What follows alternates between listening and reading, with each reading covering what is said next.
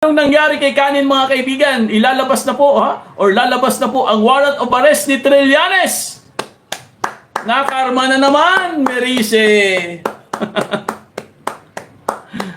Merice na naman po mga kaibigan. Ano ba yan? Ang dami pong mga nakarma ngayon So ano po nangyari po dito kay Trililing? Ito na nga May order na po guys. May order na po. So, bago po natin itong pag-usapan ito kay Trililing mga kaibigan, kami po ay nakikiusap sa inyo na mag-likes and subscribe po kayo. Dahil pag nag-likes po kayo at nag-subscribe po kayo sa channel namin, ay masayang-masaya na po si Foodinet. Yan lang po ang aming kaligayahan guys. Pag nag-likes kayo at nag-subscribe kayo, masaya na po kami. Yan lang po ang hinihingi namin sa inyo. Kaya ano pang hinintay nyo? Pindutin nyo na yan.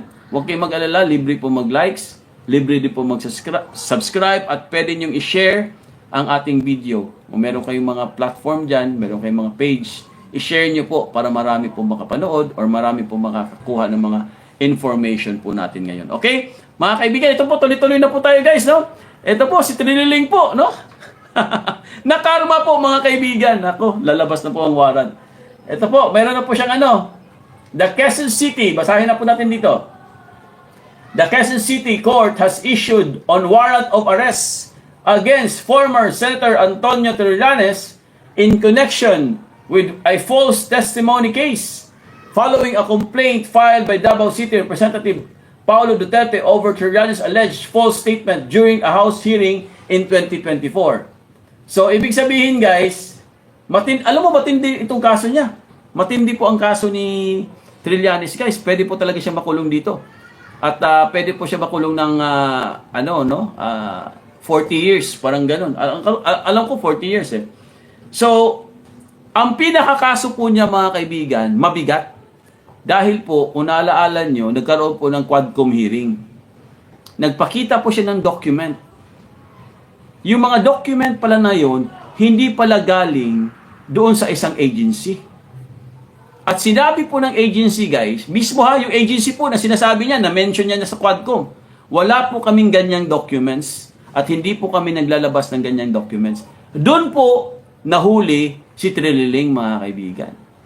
Alam nyo yun kasi lahat naman siguro tayo dito, pinanood po natin yung Quadcom hearing, no? Araw-araw natin pinapanood yun So, kasi pinipilit po ni Trililing guys, na yung hawak niya na document ay galing daw talaga sa loob. Kinuha talaga daw niya doon.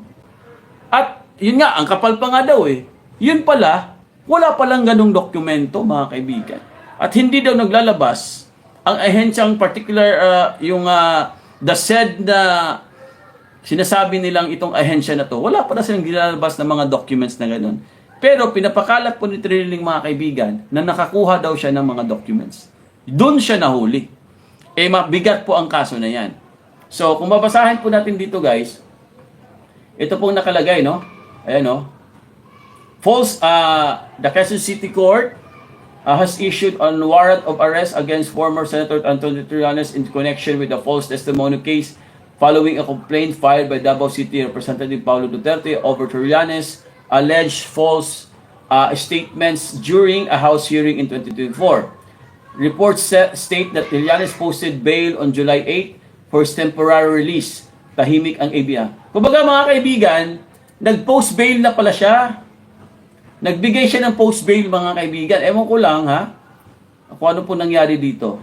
So, ito po, meron na po siyang warrant guys Republic of the Philippines, National Capital Judicial Report, or Judicial Region Metropolitan Trial Court, Quezon City Branch 131. Ayan, People of the Philippines versus Antonio Trillanes IV. Ayan po. Plaintiff, accused. So, ang plaintiff pala dito, People of the Philippines, Ang accused po ay si Trillanes. On June 25, 2025, on information or for false testimony in other cases under Article 183, ayan, paragraph 1 of the revised penal code was filed before this court by the Office of the City Prosecutor of Quezon City against accused Antonio F. Trillanes IV. This case is governed by the rules of regulation procedure in criminal cases. After a careful examination of the information, the resolution of the investigating prosecutor. The complaint, affidavit, and reply to affidavit, respondent's counter affidavit, both executed by the private complaint, and the corresponding attachments, no? The counter affidavit and the rejoinder affidavit, both executed by the accused, and all documents attached thereto. The court herein declares that it found probable cause of the issuance of warrant of arrest against the accused. So, according to the warrant of arrest be issued against the accused for the crime of false testimony. In other cases under Article 183, Paragraph 1 of the Revised Penal Code, as amended with a bail fix of 18,000 pesos, or 18,000 pesos daw. Should the accused remain at large for a period of 6 months from the uploading of the electronic warrant of arrest in the Philippines National Police Warrant System, this case shall be sent to the archives. For orderly proceedings, set this case for monitoring hearing, implemented and the service of warrant of arrest, January 26, 2026, 1 in the afternoon. Ayan po mga kaibigan, so klaro po guys ha. Klaro na po na lalabas na po ang warrant of arrest nitong si dating senador na si Trillanes po mga kaibigan. Ayan o. Quezon City Court issue arrest warrant versus Trillanes over false testimony. Mabigat talaga. Mabigat po mga kaibigan ang kanyang kaso. Ayan. Super bigat po mga kaibigan. Ewan ko lang kung malulusutan niya ba to. Ayan. Warrant of arrest inilabas na laban kay Trillanes. Ayan. So, sabi ko sa inyo guys magkakaroon talaga ng ano yan magkakaroon talaga ng rest back yan Di ba? May rest back talaga yan mga kaibigan. Hindi po pwedeng wala Kasi nakakagulat po, no?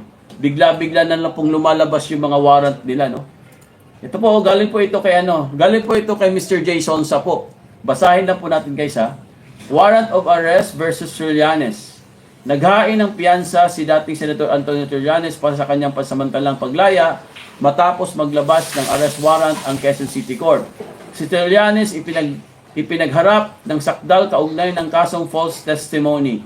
Matapos ang reklamong inihain ni Davao City Representative Paulo Duterte kaugnay ng umano'y maling pahayag nito sa isang pagdinig sa kamarang noong 2025. Nauna rito ay namataan ang talunang kandidato sa pagka-alkalde ng Caloocan City sa isang korte sa Davao City kaugnay naman sa isang kasong isinampa ni Attorney Mans Carpio, asawa ni Vice President Sara Duterte. Sir, akala ko ba para sa taong bayan iyong kilos at galaw, bakit lahat ng mga kaso ay people of the Philippines versus Antonio Trillanes? So, lahat po ng mga kaso niya mga kaibigan, people of the Philippines. Ang kalaban niya guys, people of the Philippines versus Trillanes. So, ibig sabihin guys, meron din pala siyang kaso doon sa Davao, kaya pala siya pumuntang Davao.